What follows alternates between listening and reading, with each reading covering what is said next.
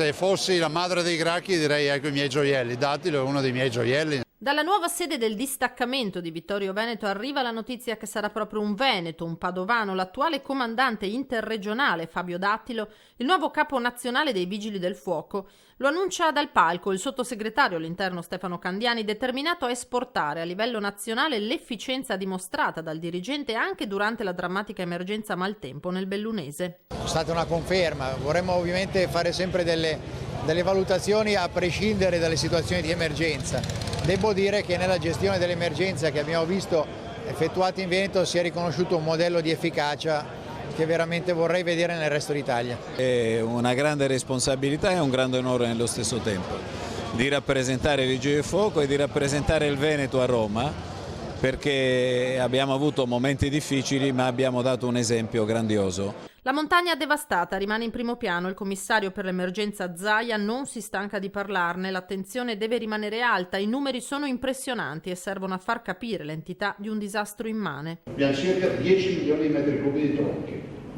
Se voi pensate, è come se noi decidessimo di mettere questi tronchi e stenderli per 1 metro di spessore in un prato, ci servono 1000 ettari per stendere tutti i tronchi. Necessario avere uomini sul territorio per far fronte a eventi meteo sempre più estremi, fondamentale rimpolpare gli organici. Questo governo, il sottosegretario ne è illustre rappresentante, ha deciso di portare in finanziaria l'aumento dell'organico di 1500 uomini. Io spero che un po' di questi 1500 uomini, e immagino di sì, saranno dedicati anche alla nostra regione, ma è un bel segnale, dopo anni e anni nei quali non si decideva nulla, adesso finalmente si parla di 1500 vigili del fuoco in più.